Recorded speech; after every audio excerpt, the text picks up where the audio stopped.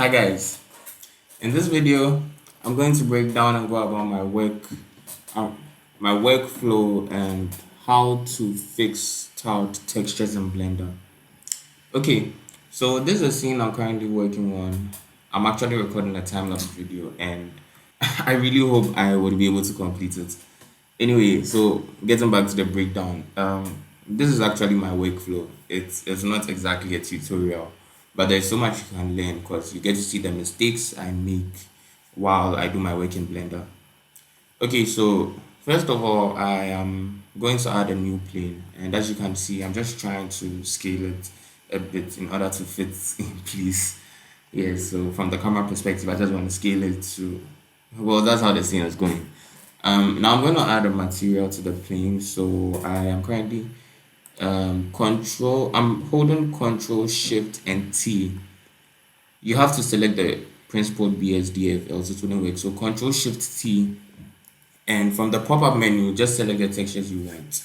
Okay, so I am using textures from AmbientCG.com. They provide high quality textures for free. This is not a paid promotion, but they are actually very good. So they have different previews apart from the thumbnail, so you can even like look or have an idea of how your texture is going to look when you import it into your project. So they allow you to check the tiling, you can look at the displacement, and all this is on their website. You should really check them out. I'm going to leave the link in the description. Okay, so I'm holding Control Shift and T to select my textures, and as you can see, when you do this, everything is connected. Now if this doesn't work for you, it's because you don't have the Node Wrangler add-on enabled. Just go to preferences and select Node Wrangler and it would work for you. Okay, so I have to subdivide my plane because I realized that the displacement was not working.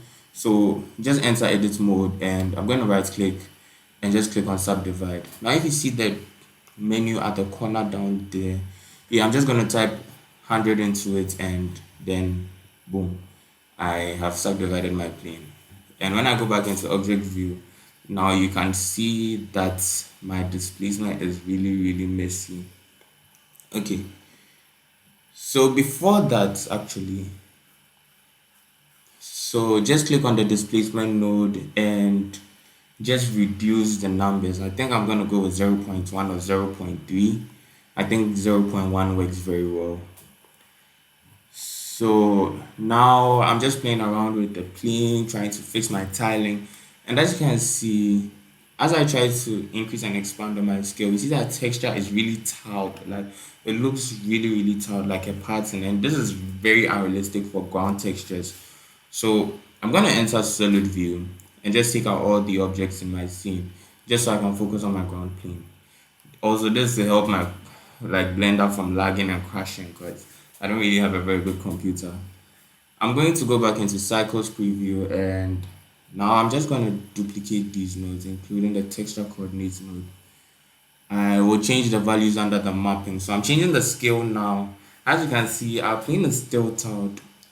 So the way to go about this is to mix the same texture with itself multiple times but with different parameters over a mask. So let's say on the mapping node you have different scales, different rotations, maybe even different locations, but that's not really something important. Location doesn't matter so much in this situation. So we are going to use the mix shader to mix the principal BSDF nodes, and then we use a mix RGB node to mix the displacement nodes. After which we plug into the surface and displacement output in the material editor. Okay, so first I'm duplicating my material. Now I want to add like a noise texture. Like I said, we are going to use the noise texture as our mask. So I'm adding a noise texture, then I'm going to add a color ramp and I'm going to play with the sliders because you need black and white as your mask. You can't just have gray. Gray doesn't really separate them very well, but gray is like the blending part. Okay, so the closer the color ramps come to each other, so as black is closer to it, the sharper the edges are going to be. I don't want it to be too sharp, but I'm just going to slide them in. Now we have some form of procedural random black and white mask, and that's what we are going to use to mix our materials. So now I'm going to plug the mix shader into the factor, and then I plug both materials under, and now you can see less tiling. It seems a little bit better, but there are still some minor traces of tiling. So we are going to duplicate our node setup again and the materials. This time we're going to slightly change the scale of the noise texture, and we are going to repeat the entire procedure again. So we mix the base color into the RGB shader and plug the color ramp into the factor. And as we can see, it has become quite difficult to notice that our texture is tiled. Okay, now the next minor thing I want to do is I want to change the scale of all the materials to create more variation. I want some parts to be bigger and some parts to be smaller, because that's what realistic textures look like. So I'm changing the values now just to give it a little proportionality. Now is where the mix. Now we are going to mix the whole setup in a correct way, because right now we're just previewing everything using the mix RGB. So I'm just going to connect everything into the same sockets, but this time it's going to be the mix shader instead of the mix RGB. So if you're able to get your nodes right, you should have a ground layout that looks somewhat like this, or that's if you use my material. If not, it should look very well. So that is how you mix or reduce tiling in a material. Leave a like, and hey, why not subscribe?